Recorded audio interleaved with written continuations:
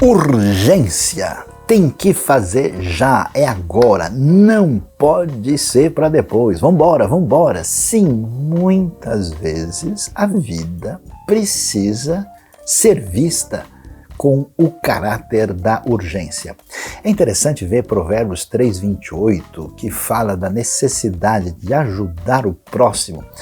Diz o texto, não diga para o seu próximo volte amanhã, quando você pode ajudá-lo hoje. E a gente vive hoje um momento difícil, complicado, que olhando para o cenário mundial que sofre com uma enfermidade, muitas vezes o problema foi a falta de ação urgente. Não é interessante? O que acontece muitas vezes, a Bíblia fala tantas vezes quando critica a maldade, fala dos pés que se apressam para fazer o mal. E de fato, a gente vê pessoas comprometidas com a destruição do próximo, com o crime, com a maldade, e como eles são sofisticados, como eles são eficientes, como eles se antecipam, como eles não se atrasam. E a pergunta é: aqueles que estão comprometidos com a fé, com o reino de Deus, com a virtude, com a prática do bem, por que é que a gente tem tantas pessoas que na hora de ensinar são lenientes, vão devagar, não mostram nenhuma urgência? Por que que a gente tem gente na área de saúde que na hora de tentar ajudar uma pessoa, ou mesmo quem está ajudando, quem está numa situação necessitada, é tanta burocracia, tanta complicação, quantos líderes espirituais se mostram tão distantes e afastados de quem tem necessidade? Numa situação quando a questão é urgente porque se trata de lidar com gente. É necessário entender a realidade da vida. Olha, o texto de Eclesiastes 9:10 vai nos dizer, olha, o que você tem para fazer, faça já depressa, porque em breve você vai para a sepultura e você não poderá fazer mais nada. A vida com responsabilidade, com a devida atenção, precisa tantas vezes ser vivida com essa sensação, com essa postura, com essa atitude de verdadeira urgência. Entendendo bem a lição, a gente descobre que aqui não existe muita ciência. Na hora da necessidade, vamos agir com urgência, porque quem errar dessa maneira, certamente eu diria, essa pessoa não merece nem clemência.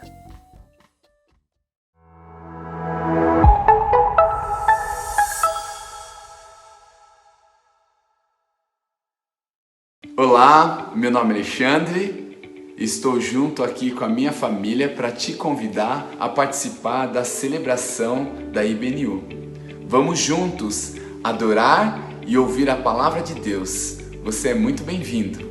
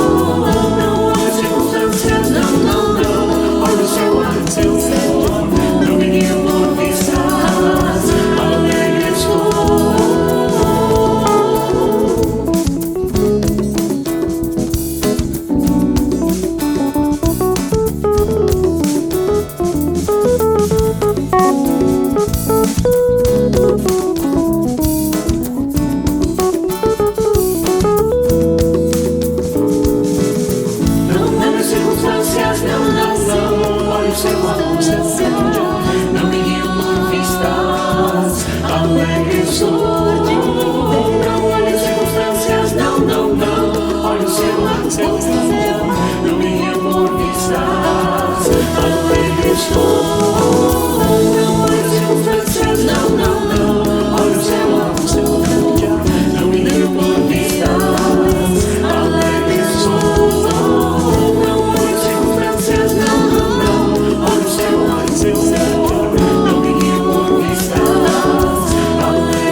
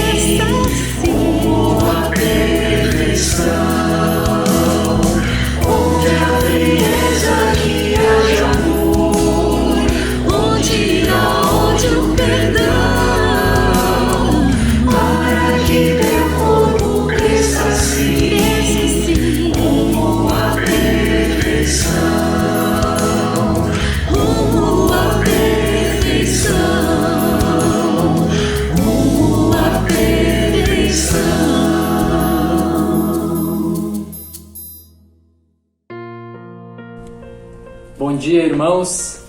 É com alegria que nós vamos orar juntos nesse momento. Eu me chamo Francis, sou casado com a Juliana e nós temos 3 filhos, né? Nossa família, nós como família servimos aqui na Albânia, onde temos um trabalho aqui no sul da Albânia. E queremos orar juntos então por esse país aqui, assim como pelos países aqui dos Balcãs, como também o continente europeu, e assim também como pelo nosso país, aí, o Brasil, né? Então eu convido você a orarmos juntos nesse momento. Querido Pai, nós somos gratos a Ti, Senhor, por Tuas misericórdias que se renovaram nessa manhã, e por isso nós podemos louvar o Teu nome e engrandecer a Ti, Senhor. Nós queremos Te pedir aqui por esse país, pela Albânia, pela Tua igreja aqui nesse lugar, Senhor, aqui nesse país, que o Senhor possa abençoar a Tua igreja, fortalecer, Senhor, e que a Tua palavra possa cada vez mais se expandir, Senhor, aqui nesse país, assim como também no continente europeu, Senhor. Nós oramos por esse continente, Pai. Oramos também pelo nosso país, Senhor, pelo Brasil, pedindo para o Senhor abençoar nesse momento difícil, Senhor, que estamos vivendo com essa pandemia, essa crise financeira, mas nós confiamos em Ti, Senhor. Nós queremos estar com a nossa confiança, Senhor, fixada em Ti, ó Pai. Abençoa, Senhor, a Tua igreja, a IBNU, Senhor, os irmãos, talvez irmãos que estejam enlutados nesse momento, ou com parentes que estejam com uma situação difícil, Senhor, talvez com enfermidade. Nós oramos por essas pessoas, pedindo, Senhor, o Teu alento, Senhor, e a Tua cura sobre elas, Pai. Somos gratos a Ti porque podemos orar e confiar, Senhor, que o Senhor é quem responde às nossas orações. Nós fazemos isso no nome do Teu Filho amado, Jesus Cristo. Amém.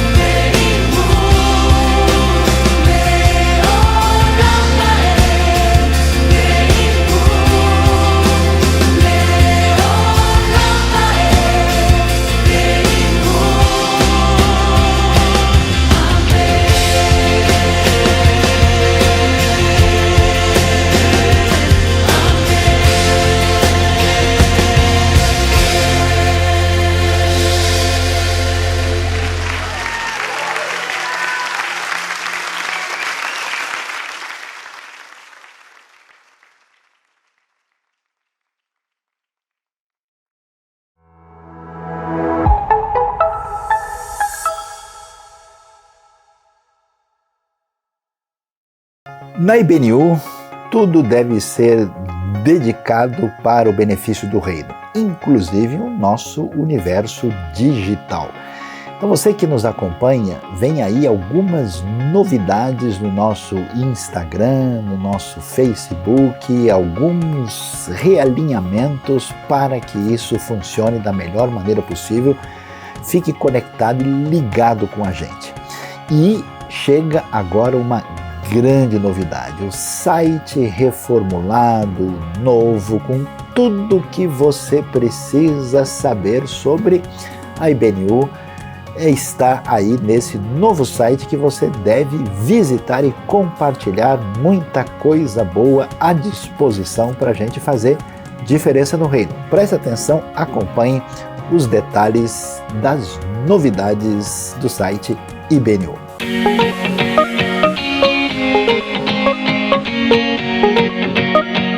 Seja muito bem-vindo ao novo site da IBNU. Agora, você pode acessar em um só lugar tudo sobre a IBNU. No novo site da IBNU, há uma seção especial que descreve nossa visão, missão e valores que seguimos, para ser uma igreja missional e relevante, fazendo a diferença no mundo em que vivemos.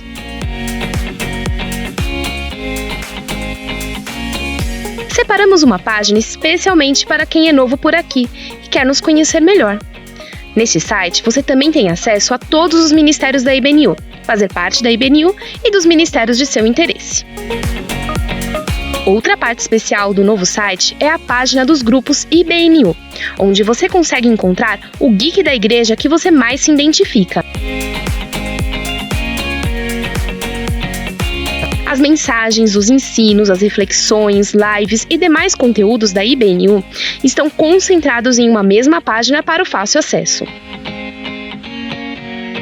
Além dos conteúdos, você pode conhecer melhor os cursos que oferecemos, como o de Teologia Missional.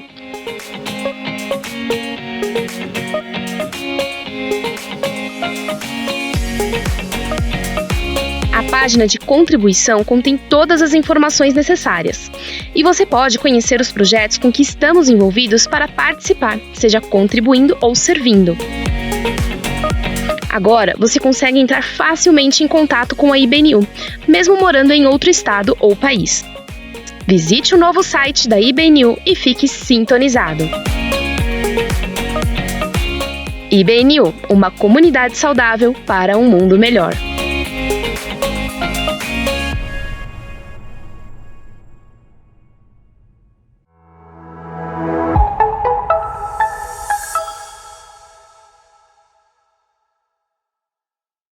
Paz, Senhor, irmãos, agradecemos a Deus pela vida da comunidade IBNU, por esse tempo que tem caminhado conosco em orações, contribuindo, estando na retaguarda.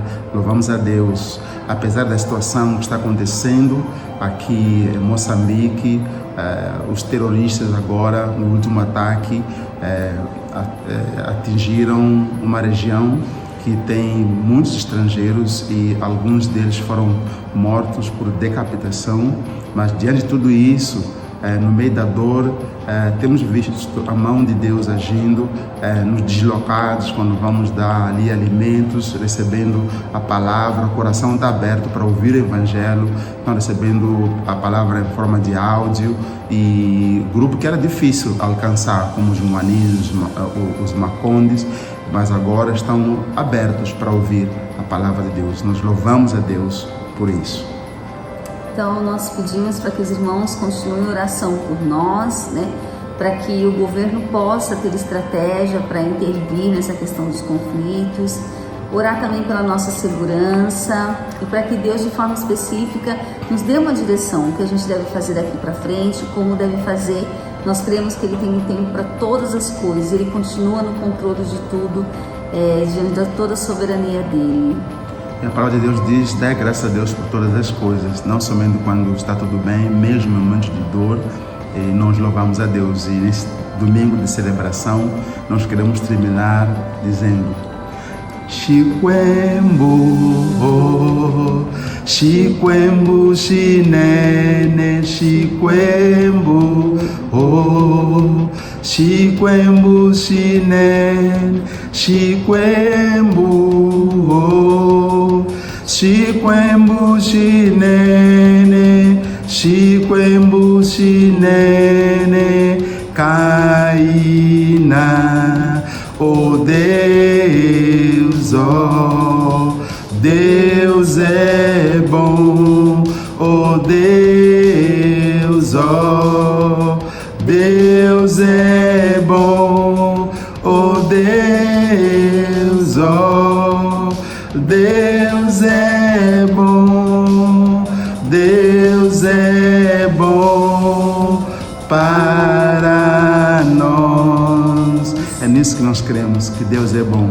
Deus abençoe a família EBNU, em nome de Jesus. Muito obrigado por caminhar conosco. Amém. A IBNU tem participado em vários projetos de apoio humanitário, de evangelização e de consolo e conforto nesse período de pandemia que nós temos vivido. Nós completamos já 1 ano de pandemia, estamos caminhando aí para mais um período enquanto a vacinação não chega a todas as camadas da sociedade, e nós temos sido canal de bênção para muitas pessoas, não porque nós achamos, mas pelos feedbacks que nós recebemos, pessoas que têm agradecido o nosso material na internet, pessoas que têm agradecido os alimentos que nós temos entregado, pessoas que têm agradecido o consolo, o conforto de conversas que nós temos tido. E a IBNU quer fazer isso, quer ser esse canal de bênção na vida das pessoas. Por isso nós convidamos você a participar conosco desse projeto. Como você já viu, o nosso site também mudou. Então, além das contribuições que você já poderia fazer antes, via Pix, via transferência bancária e também pelo nosso novo sistema que está lá no site, você pode acessar lá no site o botão de contribuição e fazer a sua contribuição pela nossa página através do cartão de crédito. Então, nós convidamos você a participar conosco disso, porque, como nós falamos, a IBNU ela quer ser essa comunidade saudável para transformar não apenas a nossa cidade, mas o mundo onde nós estamos inseridos. Então, venha conosco nessa missão, vamos orar por tudo que Deus tem nos dado a oportunidade de fazer e pelas ofertas que Ele tem trazido até as nossas mãos. Pai, nós te agradecemos porque a tua mão de bênção tem atuado e tem agido em nosso favor. O Senhor tem nos dado a oportunidade de sermos instrumentos teus na vida de tantas pessoas que têm passado por sofrimento e por dificuldade nessa pandemia. E nós queremos nos colocar à disposição, Senhor, para continuar fazendo essa ação de transformação de vidas, de levar essa mensagem maravilhosa do teu evangelho para as pessoas que ainda não conhecem, Senhor. E também queremos agir isso da forma física, ó Pai, distribuindo alimentos, ajudando pessoas de forma presencial, através de ligações, de contatos, de conversas. Ó Pai, nos dá instrumentos, ó Pai, para melhorar a situação das pessoas, para transformar essas vidas, para que o Teu amor também chegue até elas, Senhor. Nós te agradecemos porque o Senhor tem cuidado de nós e te agradecemos também porque o Senhor tem nos dado instrução através do Teu Espírito de como devemos aplicar esses recursos. Pedimos que continues conosco, Senhor. Pedimos que o Senhor continue nos orientando na aplicação dos recursos que são colocados aqui na Tua igreja. Assim nós oramos agradecidos por todas as bênçãos, em nome de Jesus. Amém.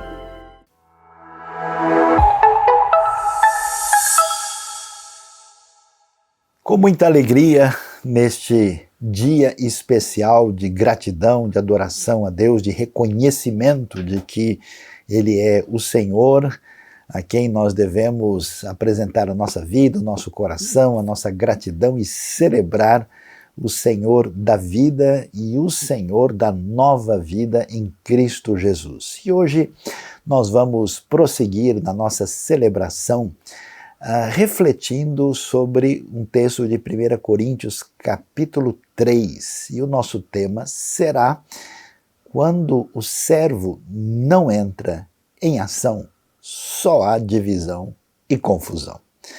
Olhando para 1 Coríntios 3, nós vamos observar, e vale a pena aqui a gente prestar atenção no texto bíblico, né? Paulo escreve para essa igreja que havia sido fundada ali na segunda viagem missionária, numa cidade cosmopolita, com um paganismo muito intenso, com uma série de dificuldades, a igreja prospera e cresce, como nós vamos ver relatado em Atos capítulo 18, mas falta amadurecimento nessa comunidade de seguidores de Jesus na cidade de Corinto. Então, o apóstolo Paulo vai escrever, aí isso acontece no cenário em torno do ano 55, quando ele vai tentar orientar essa comunidade de como eles deveriam viver, e nós vamos observar como é que as coisas acontecem. Ele vai dizer o seguinte, logo no início do capítulo 3, irmãos, não lhes pude falar como a espirituais, mas como a carnais, como a crianças em Cristo. Dei-lhes leite e não alimento sólido, pois vocês não estavam em condições de recebê-lo. De fato, vocês ainda não estão em condições porque ainda são carnais. Porque visto que a inveja e divisão entre vocês não estão sendo carnais e agindo como mundanos, pois quando alguém diz eu sou de Paulo e outro eu sou de Apolo, não estão sendo mundanos? Afinal de contas, quem é Apolo, quem é Paulo? Apenas servos por meio dos quais vocês vieram a crer, conforme o ministério que o Senhor atribuiu a cada um. Eu plantei, Apolo regou, mas Deus é quem fez crescer.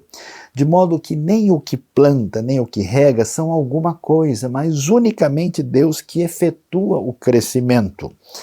O que planta e o que rega tem um só propósito e cada um será recompensado de acordo com o seu próprio trabalho. Pois nós somos cooperadores de Deus, vocês são lavoura de Deus e edifício de Deus. Então, observe e preste bem atenção como é que o texto bíblico vai discutir o que está acontecendo no cenário aqui.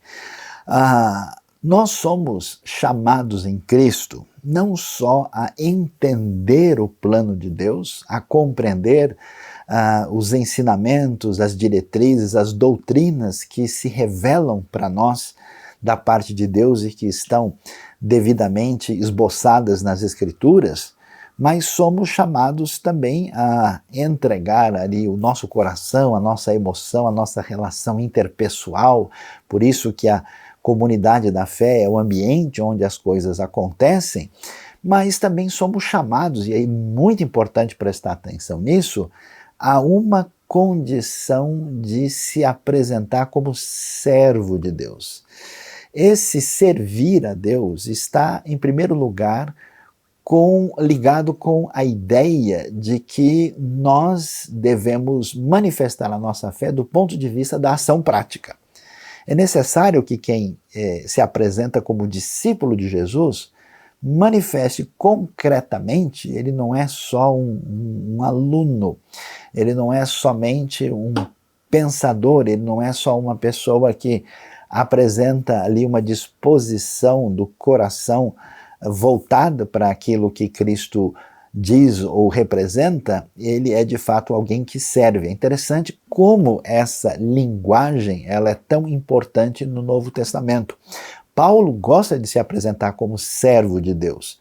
Além disso, essa linguagem de servo está relacionada muito com aquela atitude que se assemelha de fato à atitude de Jesus. Quer dizer, não é alguém que executa de cima para baixo, não é alguém que executa do ponto de vista de quem dá ordens e estabelece assim a sua posição, podemos dizer, de chefe. Não, é uma pessoa que se coloca à disposição dos outros para se colocar de maneira humilde, de maneira prática a servir o próximo e a trabalhar no reino de Deus. Então a questão é a seguinte: quando nós estamos na condição de gente que pertence ao reino de Deus e fazemos parte da comunidade da fé, nós corremos um risco de perdermos a direção. E quando essa direção é perdida, ela acontece por falta de crescimento, de amadurecimento, de desenvolvimento adequado. É como se você vê, por exemplo, uma criança que não cresce direito, alguém que tem falta de nutrientes, alguém que tem falta de desenvolvimento adequado. Essa pessoa precisa de tratamento, de remédio, e é mais ou menos nessa direção que Paulo vai dizer: olha, pessoal, meus queridos aí de Corinto, eu estou vendo que vocês são crianças em Cristo. Isso é tão interessante que vale a pena a gente dar uma olhada. Eu trouxe aqui para a gente ver hoje, por exemplo, como é que a Mensagem descreve esse texto numa linguagem bem forte. Ele diz o seguinte, ó: no entanto, amigos, sinto-me frustrado pela maneira nada espiritual com que vocês lidam uns com os outros e com Deus. Vocês estão agindo como bebês em relação a Cristo, parecem que só sabem mamar. Pois bem, vou amamentá-los, visto que não sabem se alimentar sozinhos. Quando vocês se apegam a algo apenas por se sentirem bem ou para dar impressão de que são importantes, não são muito diferentes de um bebê de colo que só fica contente quando tudo lhe agrada. Quando um de vocês diz, estou do lado de Paulo, outro diz, eu prefiro Apolo, não está sendo infantil?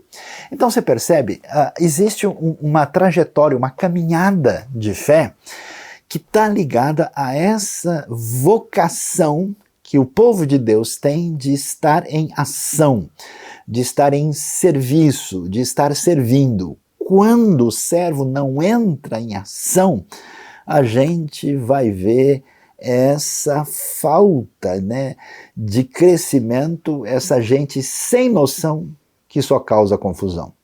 E qual é o primeiro sinal de que as coisas estão indo na direção errada? Paulo vai dizer, olha, vocês, né, no grego tem duas palavrinhas utilizadas lá que são interessantes, uma é chamada sarkinos e outra é sarkikos, né, que dá uma ideia de alguém que está limitado a um aspecto puramente físico, e outro que tem uma ideia mesmo de uma pessoa que age como qualquer pessoa que não conhece a Deus, como alguém que está, digamos assim, nesse ambiente mundano. E é por isso que muitas vezes, em muitos ambientes religiosos, em muitas comunidades cristãs, a gente vê tanta imaturidade, infantilidade, falta de crescimento espiritual, e as pessoas, adivinha para que lado que elas vão? Para o lado da divisão, para o lado da polarização, para uma atitude de fato de gente sem noção. E em Corinto aparece isso. Como esse pessoal não amadurece, como eles são bebês de colo, como eles são infantis, como eles são crianças, o que eles fazem? Eles abrem mão da sua própria responsabilidade. E eles fazem questão de pertencer a um grupo específico. E é curioso, né? Porque o texto vai dizer que um diz, não, eu sou do partido de Paulo. Não, eu sou mais de Apolo, né? Lembra lá que Apolo aparece descrito também em Corinto como um judeu que veio de Alexandria, né? Que fez parte aí desse grupo de cooperadores do próprio apóstolo Paulo. Então, esse pessoal está sendo mundano no sentido que eles estão reproduzindo o tipo de mentalidade partidarista, divisionista, cheia de confusão que a gente encontra no ambiente daqueles que não conhecem a Deus. Por isso o apóstolo Paulo vai dizer para eles, pessoal, vamos parar com esse tipo de coisa? Então preste atenção, nós somos chamados para sermos servos de Deus no reino. E quando a gente falha nessa percepção e nessa missão, a gente perde a direção e começa a causar confusão. E essa confusão está marcada por essa brincadeira de mau gosto que dentro do reino de Deus, em vez de caminhar na direção da missão, a gente levanta bandeiras de divisão, de polarização indevida. E aí Paulo diz, pessoal, vamos parar com esse tipo de coisa. Olha, afinal de contas, quem é Apolo? Como assim? Em vez de vocês levarem adiante o nome de Cristo, em vez de vocês estarem realmente interessados no crescimento da igreja de Deus, vocês estão defendendo a bandeira de Apolo. Afinal de contas, Apolo está com essa bola toda para a gente colocar a coisa nesse patamar. Quem é Paulo? Vale a pena levantar a bandeira em nome de Paulo? Olha só a reprimenda do apóstolo dizendo apenas servos. Você não entendeu? Vou repetir de novo. apenas servos. Essa é a palavra. Se alguém quer levantar uma bandeira, eu sugiro, né? Levante a bandeira de serem, de fato, servos dedicados a Deus, por meio dos quais vocês vieram a crer. Quer dizer, esse pessoal nunca foi fim em si mesmo. Então, quando o povo de Deus é imaturo, vai exatamente caminhar nessa direção inadequada de partidarismo, de divisão desnecessária. E, aliás, eles são aqueles que foram usados por Deus para trazer a palavra do Evangelho, mas conforme o ministério que o Senhor deu a cada um. Quer dizer, até mesmo o canal por meio dos quais isso funcionou não tem nenhum protagonismo, porque foi o próprio Senhor que entregou aquele ministério para cada um deles.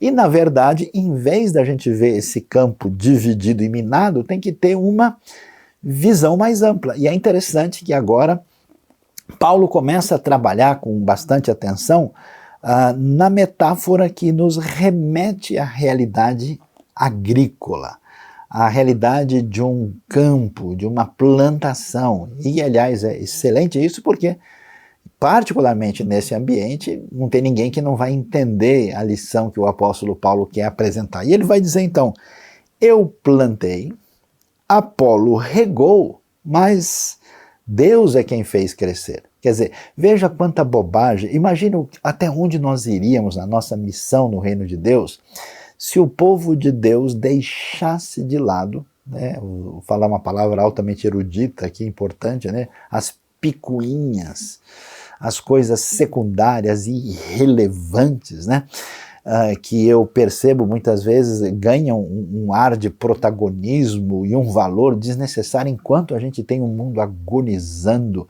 de tristeza, gente morrendo de fome, gente perseguida e morrendo, inclusive em conflitos, em situação terrível, exploração humana, coisas bizarramente assustadoras e apavorantes, trevas espirituais, um mundo marcado por desespero, morte, ocultismo, escravidão humana, tanta coisa, e muitas vezes o povo de Deus está lá discutindo se a gente batiza com água quente ou com água fria. Quer dizer, é uma loucura, né?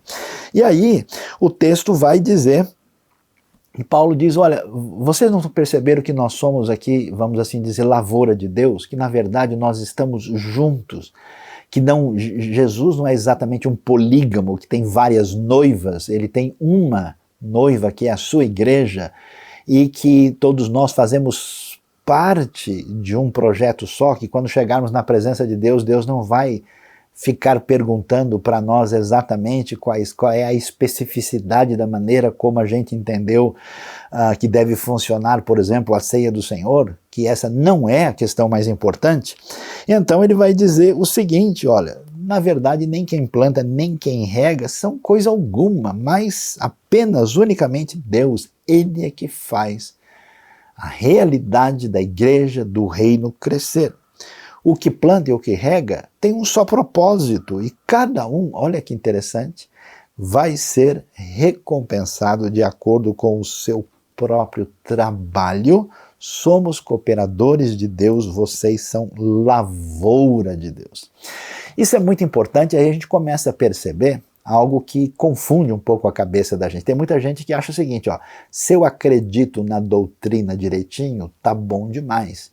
Se o meu coração é de Jesus, né, e o meu pulmão não é da Souza Cruz ou alguma coisa desse tipo, né, eu estou bem, né? Mas veja, a Bíblia diz que Deus nos chama para a postura de servo. E não existe servo espectador. Não existe servo que fica de longe dando opinião. Servo é para servir. Servo é para entrar em ação. Então, a nossa realidade no reino de Deus, com a obra de Deus na nossa vida, preste atenção, se isso não se traduz numa vida dedicada em ação, isso é apenas falação que não serve para nada, só ajuda a causar confusão e divisão. E é o que eu vejo muitas vezes.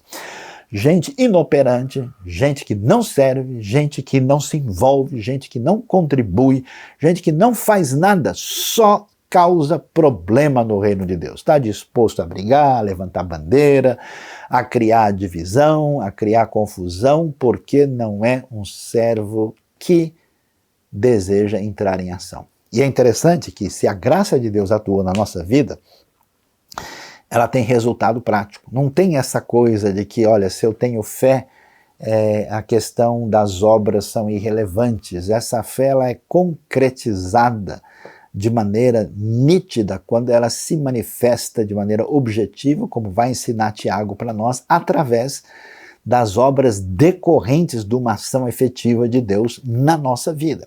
Por isso, essa figura é importante. Pessoal, nós somos lavoura, né? A figura do campo, da lavoura, é muito importante, porque na plantação você vê como tudo tem uma relação de interdependência, né? Não dá para a gente fazer essa separação. A coisa ela é de perfil orgânico e muito importante entender isso. Agora, ele vai prosseguir nos ensinando nessa caminhada de como é que o servo deve entrar em ação e não entrar no caminho de divisão e muito menos de confusão. Ele vai usar uma segunda figura importante aqui que ele vai chamar de edifício de Deus no final do verso 9.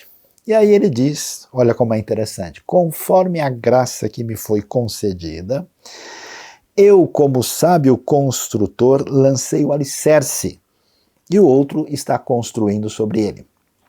Se existe, em vez de divisão, uma cooperação, aí essa figura da edificação, da construção aparece aqui com destaque. Contudo, veja cada um como constrói, porque ninguém pode colocar outro alicerce além do que já está posto, que é Jesus Cristo. Se alguém constrói sobre esse alicerce, usando ouro, prata, pedras preciosas, madeira, feno ou palha, sua obra será mostrada, porque o dia, com letra maiúscula, atrará a luz, pois será revelada pelo fogo, que provará a qualidade da obra de cada um. Se o que alguém construir permanecer, esse receberá recompensa. Se o que alguém construiu se queimar, esse sofrerá prejuízo, contudo será salvo como alguém que escapa através do fogo. Vale a pena ver a linguagem diferente, aqui eu faço questão de fazer menção a como a linguagem tenta colocar isso de maneira concreta na tradução da mensagem. O texto diz o seguinte, usando outro exemplo, vocês são a casa de Deus. Usando o dom que Deus me deu de arquiteto, desenhei a planta. Apolo ergueu as paredes, que cada carpinteiro que venha trabalhar tenha o cuidado de construir sobre o fundamento. Lembrem-se de que há apenas um fundamento já estabelecido, Jesus Cristo. Sejam exigentes ao escolher o material que irão utilizar na obra. Em algum momento haverá uma inspeção. Se tiverem usado material barato de segunda linha, muito interessante essa aplicação aqui, vocês serão descobertos, a inspeção será rigorosa, tudo precisa estar de acordo. Se o trabalho de vocês passar na inspeção, ótimo, senão a parte de vocês na construção será derrubada, mas vocês não serão destruídos, vão sobreviver, mas com dificuldade. Então, olha só que coisa interessante. A sabedoria do apóstolo para falar a respeito dessa segunda metáfora que vai nos ensinar como é que a vida do servo precisa entrar em ação. Aí a figura é de um edifício, que tem a ver com a ideia de uma casa religiosa, que é uma ideia de um templo. E aqui nós temos dois elementos. Primeiro, nós sabemos que Corinto mesmo tinha um famoso templo, um santuário, que ficava lá na parte elevada, na famosa Acro Corinto, que era um templo de Afrodite. Aliás, na própria Corinto antiga, ali já dos tempos que vem lá do 6º século a.C., tinha um famoso templo gigante de Apolo que tinha na cidade, que até hoje as ruínas podem ser vistas, algumas colunas estão ali. E nós sabemos, claro, que no contexto judaico, a grande referência, porque ele ainda está de pé, e ele entra muitas vezes, até mesmo nos escritos paulinos, é o templo de Jerusalém, o grande templo que inclusive é o templo onde o próprio Jesus esteve, e o apóstolo Paulo, não demora muito tempo, 2 anos depois daqui, ele vai estar lá visitando esse templo, inclusive acompanhado ali de Trófimo, que era da cidade de Éfeso. E o que a gente vai ver agora? A metáfora sai do campo agrícola e vai falar de edifício da casa do templo de Deus, que evoca essa realidade importante daquilo que é sagrado. E Paulo diz, pessoal, vamos lá de novo. Eu vou repetir a lição, porque vocês precisam de amadurecimento, precisam entender a lição para parar de ser gente sem noção. Veja como isso é importante, porque se nós não temos uma vida cristã com as prioridades no lugar certo, isso é fazer uma construção que vai acabar caindo. E aí ele vai dizer, olha, primeira coisa, preste atenção, isso aqui é um recado importante para todo mundo. Atenção, o centro do evangelho é Jesus Cristo. Ninguém pode colocar outro fundamento. É impressionante essa tendência idólatra do nosso coração de tentar colocar no centro da fé uma outra referência, quer seja a sua própria tradição, quer seja uma ideologia particular, quer seja um interesse próprio, quer seja até mesmo um outro elemento da história bíblica, que de repente alguém fala, não, eu acho que o centro da fé agora é Ezequias. Não, eu acho que o centro da fé é Noé. É ou não é? Não é, de jeito nenhum. O centro é Cristo. Portanto, a gente vê Paulo forçando claramente, né, aí os coríntios a voltarem para a lição fundamental. Cristo Jesus é o fundamento, não adianta ir na divisão de uma divisão partidária. E aí ele vai dizer, interessante isso, né, que vocês precisam ver, né, aí como é que constrói. Eu faço parte disso, Deus me deu esse papel de funcionar como uma espécie, né, é interessante a maneira como a mensagem transmitiu a ideia, como se Paulo fosse aí o principal arquiteto dessa construção que aparece aqui, que claro, também é uma ideia metafórica, né, e Apolo, né, também está levantando. Agora vamos ver qual é a nossa parte nessa construção do edifício de Deus. E é muito interessante porque no tempo antigo, no mundo pagão e no mundo judaico, a gente está preocupado com o quê?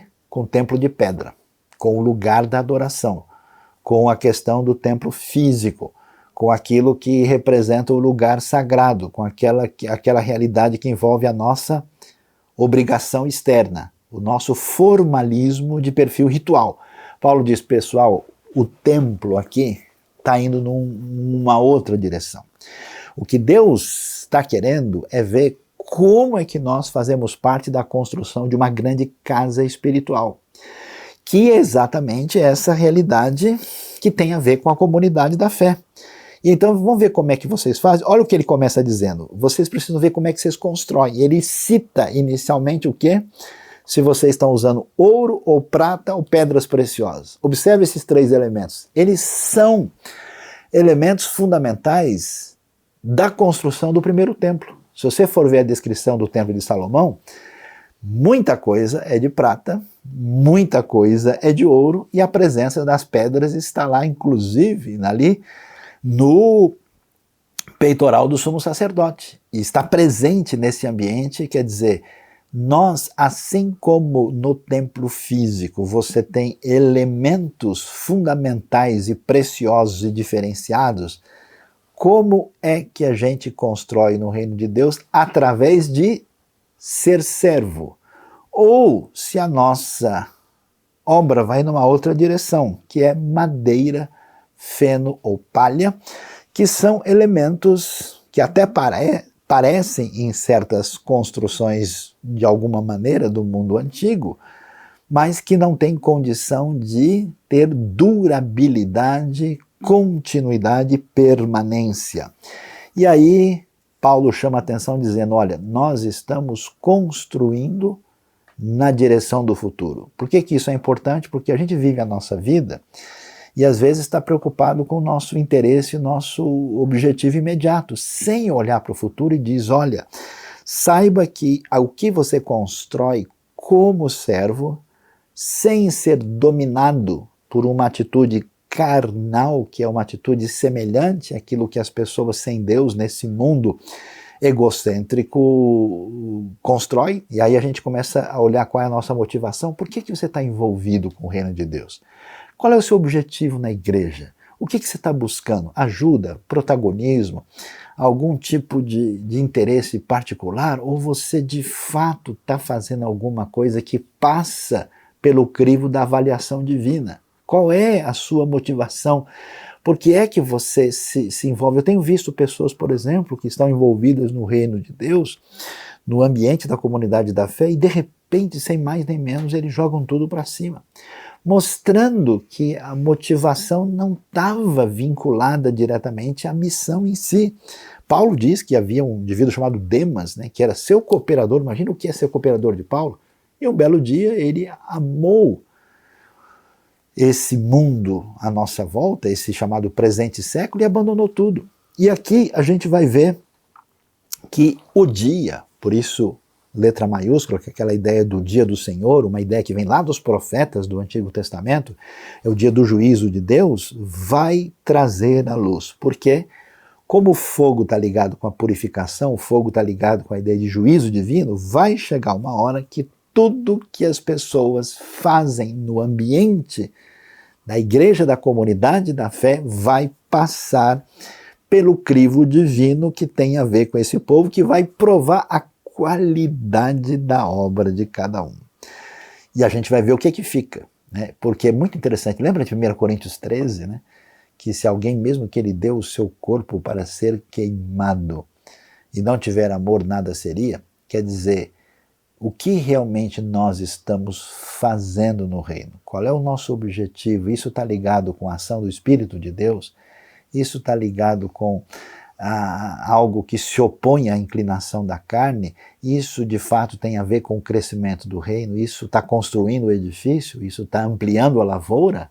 Ou está indo na direção oposta, onde a gente vê divisão e confusão? Não entre nessa contramão, porque certamente você é que vai, no final das contas, ter uma dura lição. E aí, a Bíblia diz, vai chegar uma hora em que isso vai ser testado. E se que alguém construir, ele receberá alguma recompensa. Alguém pode até se confundir aqui. Peraí, então, isso não quer dizer que a gente tem a salvação pela graça e depois a gente vai receber recompensa? Como é que é isso? A ideia não é simplesmente que a gente está fazendo alguma coisa para ganhar uma espécie de pagamento depois. Mas se de fato o que estamos fazendo está sendo direcionado pelo Espírito, você constrói a sua realidade que tem desdobramento a partir desse agir da graça divina. Então não tem dúvida, não existe uma fé que é meramente contemplativa e meramente declarativa em termos de expressão, sem apresentar a postura de servir concretamente no reino. Se o que alguém construiu se queimar, ele sofre prejuízo. Mas é interessante, olha só, né? Contudo, será salvo como alguém que escapa através do fogo.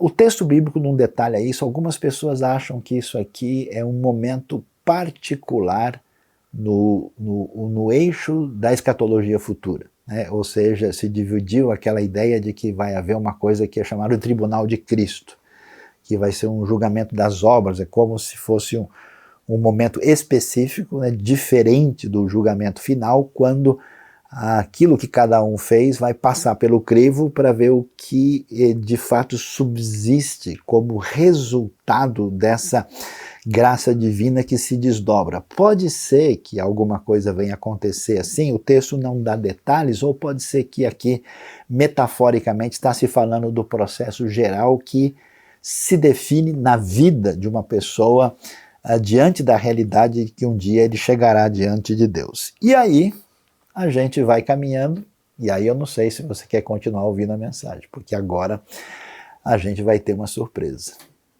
Quer continuar? Vamos prosseguir? Pois é. Quando a gente pensa nas nossas obras diante de Deus, no nosso serviço no reino, quando a gente pensa nessa atitude de caminhar para a construção do galardão, ou de recompensa, ou de vida futura, a gente pensa de que maneira? Individualmente. O que eu estou fazendo aqui, o que eu estou executando ali, o que eu estou fazendo no meu dia a dia. Nosso raciocínio é individualista, mas preste atenção e veja agora como o entendimento da palavra vai nos ajudar a saber de fato do que é que Deus está falando aqui por meio do apóstolo Paulo. Olha lá. Vocês não sabem que são um santuário de Deus? E que o Espírito de Deus habita em vocês? Se alguém destruir o santuário de Deus, Deus o destruirá, pois o santuário de Deus, que são vocês, é sagrado. Então atenção. Diferente do que muita gente imagina, o santuário de Deus não é cada um de nós. Porque é interessante que muita gente no ambiente religioso cristão imagina assim que cada indivíduo é um templozinho. E que nesse templozinho é que o Espírito Santo habita. Ele habita na minha pessoa. A ideia de 1 Coríntios, do Novo Testamento, é que o santuário é o povo de Deus, a comunidade da fé, a igreja. Por isso ele diz que o santuário de Deus, que são vocês, esse é sagrado.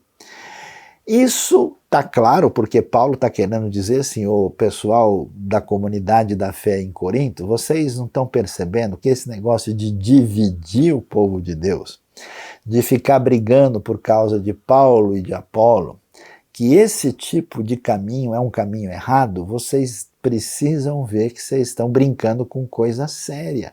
Essa coisa séria chama-se o templo, que está sendo construído, que é essa casa espiritual, que é a comunidade do povo de Deus, que é sagrada. Por isso é que não existe verdadeiro evangelho separado do corpo, da igreja, da comunidade. Isso é uma aberração no ensino do Novo Testamento. Você só pode servir se você tem a comunidade, onde você pode exercer os seus dons e fazer diferença. Quando você se refugia na sua individualidade e cai na direção desse divisionismo e partidaísmo, você bate de frente contra a verdadeira sabedoria, que é a sabedoria do servo e do serviço.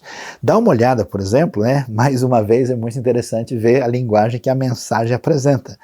Vocês percebem que são o templo de Deus e que o próprio Deus está presente em vocês? Quem destruir o templo de Deus não ficará impune. Estejam certos disso, o templo de Deus é sagrado e vocês são esse templo. Aí agora você entende, a função de cada um, o que eu estou construindo é no ambiente da comunidade da fé, e aí está o elemento sagrado. Então, segundo as Escrituras, o sagrado não é o espaço onde a gente reúne, não é o templo que é indevidamente chamado de casa de Deus, não é a identidade denominacional de alguém, não é uma suposta teologia sagrada de um determinado grupo, é a comunidade da fé desses servos que estão construindo na direção da vida eterna. Por isso, Paulo vai prosseguir e vai dizer, não se enganem. Se algum de vocês pensa que é sábio segundo os padrões desta era, deve tornar-se louco para que se torne sábio. Porque a sabedoria deste mundo é loucura aos olhos de Deus, pois está escrito, ele apanha os sábios na astúcia deles. E também, o Senhor conhece os pensamentos dos sábios e sabe como eles são fúteis. Portanto, ninguém se glorie em homens, porque todas as coisas são de vocês. Seja Paulo, seja Pedro, seja o mundo, a vida, a morte, o presente, o futuro, tudo é de vocês, vocês são de Cristo e Cristo de Deus. Ou seja, o que acontece? O chamado nosso nesse serviço tem a ver com o seguinte enfoque. Olha, quando alguém não está de fato sintonizado com Cristo, com a palavra de Deus e com a orientação da fé, essa pessoa está ligada com o jeito de pensar deste mundo. Com essa sabedoria, claro, e no mundo de Corinto eles conhecem muito bem tudo aquilo que envolve a sabedoria grega, a sabedoria inclusive de algumas escolas filosóficas, aquele mundo de certa forma bastante evoluído e que parece grande coisa. E é interessante, a gente vê isso, gente, por exemplo, de bom treinamento intelectual, gente com experiência, gente que tem tantos predicados favoráveis, mas se tornou refém de uma atitude carnal, mundana, fundamentada na sabedoria deste mundo. Então, a comunidade da fé precisa entender que o caminho que Deus tem para você e para mim é um caminho de servo. Servo de Deus e servo dos outros. Servo da comunidade da fé, que constrói em parceria esse templo sagrado que é a comunidade, que é a igreja da qual fazemos parte, com a qual estamos envolvidos, comprometidos e estamos construindo, e Deus vai avaliar se essa construção é autêntica ou não. Eu vou terminar lendo, porque ficou muito interessante a maneira como o texto da mensagem coloca em palavras fortes e contemporâneas o que o texto vai apresentar para a gente. Ele diz o seguinte, olha que interessante, não se enganem. Não achem que são sábios apenas porque vocês acompanham o noticiário. É muito interessante isso, porque tem tanta gente que se acha o máximo. E porque ele se fundamenta em alguma fonte de orientação que, né, ele ostenta, assim, é o novo Apolo, né? É o novo Paulo, é a nova referência de onde ele acompanhou aquilo para que ele fale do alto do palanque. Sejam os desinformados de Deus. Interessante, porque a ideia é assim, ó, eu não estou nem aí, em última instância, para a sabedoria deste mundo na hora de investir a minha vida, porque naquilo que eu acredito é aquilo no qual eu dedico realmente o meu coração, a minha intenção, a minha vida, a minha prática. Esse é o caminho da verdadeira sabedoria. Gente que o mundo considera esperta, Deus chama de tola. Está registrado nas Escrituras. Ele expõe as segundas intenções dos que andam de nariz empinado. O Senhor vê através da cortina de fumaça dos que se acham. É muito interessante isso, porque numa pretensa espiritualidade, num levantamento de uma bandeira partidária, no contexto da comunidade da fé, naquilo que parece ser sinal de sabedoria, está escondido uma atitude que Paulo deixa claro que é sarkikos, que é carnalidade, que é mundanismo, que é fazer a mesma coisa que as pessoas sem Deus fazem lá fora. Acordem, Corinto. Acordem, gente da comunidade do povo de Deus em Corinto, deixem de ser nenê, parem de fazer birra, parem de ficar choramingando, vamos levar a vida a sério. E aí ele termina dizendo, não quero ouvir nenhum de vocês contando vantagem acerca de vocês mesmos, nem de ninguém. Tudo já é de vocês, foi um presente, Paulo, Apolo, Pedro, o mundo, a vida, a morte, o presente e o futuro.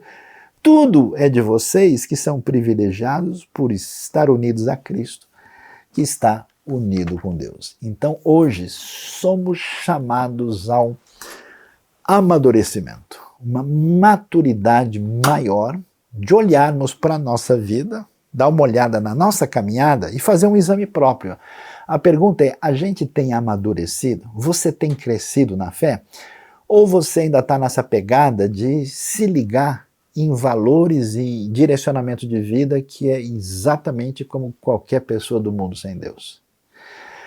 A gente deve perguntar se a gente de fato entende que o fundamento é Cristo e que a gente tem que estar comprometido com o reino e com a igreja de Deus, ou se a gente de fato colocou coisas secundárias na frente. A gente está preocupado com o partido A, B, com a ideia X, Y, se a gente está brigando de novo para dizer se a gente é de Paulo, de Apolo, de Pedro, de Cristo, não sei de quem, que havia até o partido, né, dos de Cristo em Corinto, que eram os piores possíveis. A gente precisa observar se a nossa vida ela é só de conversa fiada, se ela é só de sentimentos internos e se a gente não produz nada no reino de Deus. A pergunta para mim é, você é um simples crente? Você é um simples simpatizante? Ou você é servo? Se você é servo, eu pergunto, serve onde? Serve em quê? Serve de fato ou simplesmente olha para a realidade religiosa e dá um monte de opinião sobre tudo como se ela fosse de fato uma opinião muito importante a respeito da realidade? E finalmente, a gente entender que a nossa condição de servo está fundamentada na realidade. realidade de que o tempo não nos pertence, o mundo é de Deus e do Senhor, o Senhor do Universo, Ele é o Senhor da igreja e da história, e nós estamos nesse trem da história que está caminhando adiante, que vai chegar lá na frente, e Ele chegando lá, a gente vai ter que chegar diante do Senhor para ver o que foi que nós executamos e fizemos, qual foi a medida do serviço que a graça de Deus produziu em nossa vida. É possível que alguns de nós, chegando no final lá, a gente vai meio que, como é que se diz, passar raspando, né? Classificar assim na terceira chamada, né? Simplesmente recebeu a salvação e não cresceu quase nada. A semelhança dos coríntios carnais que não haviam se desenvolvido. Ou se você quer fazer diferença, e nesse mês queremos enfatizar isso, a importância de servir no reino. Minha oração, meu desejo é que você, nestes próximos dias, leve a sério essa realidade, de que se você não for um servo em ação, você pode correr o risco de ser alguém que só causa confusão e divisão. Que Deus tenha misericórdia de nós neste dia, abençoe a nossa vida, o nosso coração e a nossa ação no reino de Deus. Amém.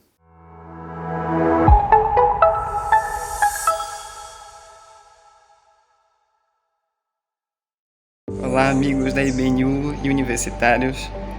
Eu sou o Rodrigo, essa é a minha esposa, a Kati, e queremos dar uma boa notícia para vocês. A gente vai começar um novo Geek com os universitários. A gente vai começar nesse próximo sábado, 8 de maio, às 7 da tarde. Então gostaríamos de incentivar você que é universitário a estar caminhando conosco. Eu e Kati, a gente está nesse contexto desde 2012, né? E a gente acredita que pode ajudar vocês a responderem questões pessoais em relação a como integrar sua fé e seus estudos na universidade, a como compartilhar sua fé de maneira relevante nesse contexto. Isso. Então, esperamos você lá. Um abraço. Até logo.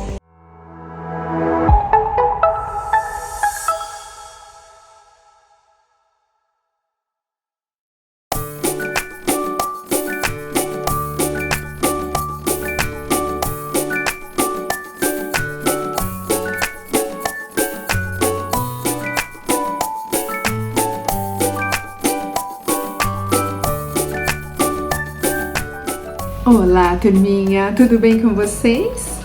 Olha só, a partir de hoje nós vamos conversar um pouco sobre servir a Deus. Mas o que é servir a Deus? Olha, quando a gente ama muito uma pessoa, além de a gente querer estar perto, agradar, a gente quer ajudar, a gente quer fazer alguma coisa para essa pessoa, não é? Para mostrar assim o nosso amor, a nossa gratidão, a nossa admiração. Então, servir a Deus vai por aí. Mas você pode dizer assim, mas eu sou apenas uma criança, o que eu tenho a oferecer para Deus? Então preste atenção nessa história que está lá na Bíblia. Veja só. Jesus, onde ele estava, se reunia tanta gente para ouvir Jesus falando. E ele falava e as pessoas ficavam ali, juntava aquela multidão e ficavam ali, horas ouvindo Jesus falando, ensinando. E aí, num desses dias, um dos seus discípulos falou assim, olha Jesus, sabe o que é?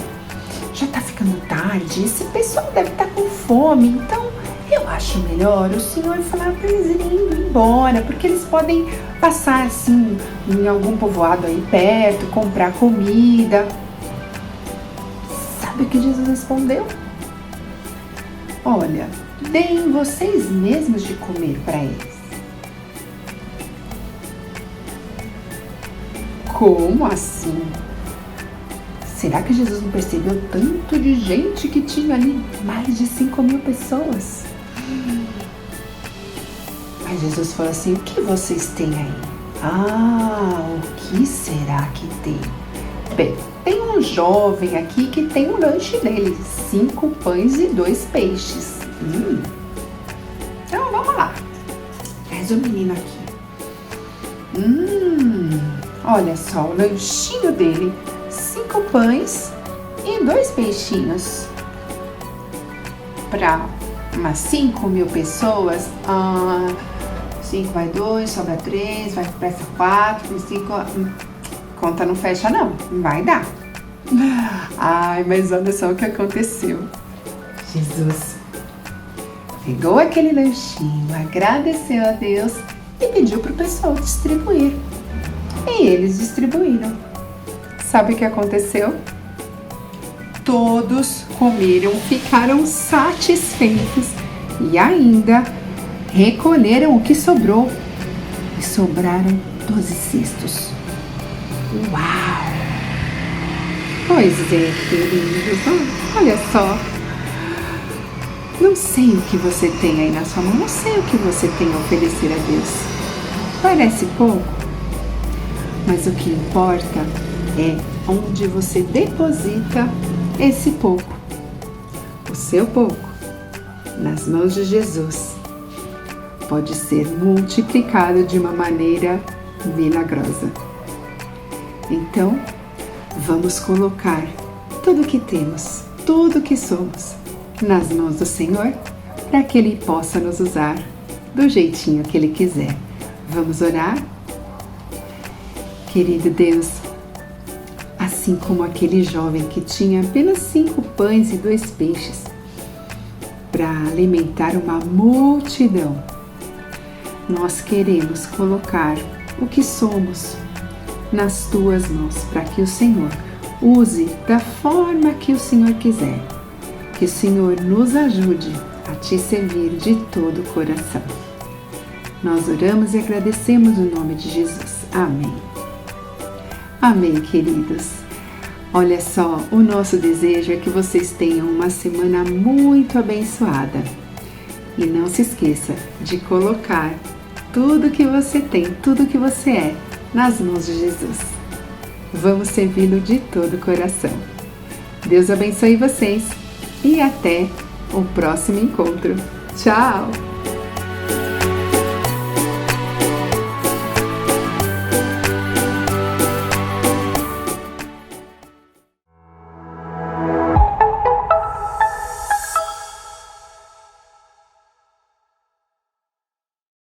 A IBNU continua a todo vapor fazendo diferença no reino e a gente quer aí dizer para vocês, fiquem em oração por diversos dos nossos ministérios e trabalhos e queremos orar especialmente por Timor-Leste, que ainda está em grande dificuldade, graças a Deus por aqueles que têm apoiado e nos ajudaram no momento de dificuldade e também, por favor, não se esqueça de orar por Moçambique, num momento tão difícil como você já acompanhou. Pedimos aí a sua sintonia conosco e continuamos fazendo diferença também através do projeto Apiaqui. Na próxima semana nós vamos aí mais uma vez abençoar aqueles que estão numa situação de vulnerabilidade através daquilo que a IBNU pode fazer de diferença. Não se esqueça de estar ligado toda sexta-feira, 4 da tarde, 105.7 Musical FM e através das nossas redes sociais, o Espaço de Daqui, Palavra de Deus para você, a IBNU fazendo diferença. E fique ligado aí no mês de maio, nós vamos estar aí caminhando na direção de fazermos o nosso batismo, que foi aí, protelado em função das condições difíceis da pandemia. E então, se você que está decidido, entre em contato, estamos nos organizando para que tudo funcione adequadamente aí até o final de maio, quando também nesse mês nós teremos a celebração da Ceia do Senhor. E graças a Deus, funcionando os nossos geeks. Se você não faz parte ainda nesse mês, que é um mês de serviço, não deixe de estar ligado em comunhão para fazer diferença. E os geeks estão em toda parte, já estão funcionando aí no Japão, estão funcionando em vários lugares do Brasil. Estamos agora, a partir da próxima semana, começando a funcionar também na Europa. Você que está na Europa e nos acompanha querendo fazer parte, entre em contato com a gente, porque o Geek Europa já estará entrando em ação. E não se esqueça de orar e de apoiar os nossos 2 projetos de implantação de igreja que acontecem agora lá em Santa Catarina, cidade de Navegantes, com o nosso querido Bruno Bual, que está lá, e também Christian Malasvasi e Alexandre Sverkovski estão ali no início do projeto IBNU Flórida, na cidade de Orlando. Entre em contato conosco, fique ligado nessa nossa conexão para que a IBNU, juntamente com você, faça a diferença com o servo entrando em ação. Chegamos ao final de mais uma celebração. Nós queremos agradecer a sua participação, o seu envolvimento com o projeto IBNU e a sua participação aqui na nossa celebração. Nós ouvimos muitas novidades a respeito das ações da IBNU nas redes sociais. Ouvimos falar do nosso novo site. Se você ainda não teve a oportunidade de visitar, entre lá, ibnu.com.br. E também ouvimos uma palavra muito importante da parte do Senhor para que nós possamos ser servos ativos, servos que entendem a mensagem e que cumprem a sua função. Então nós queremos convidar você a ser também um propagador das coisas, de tudo que a IBNU tem feito.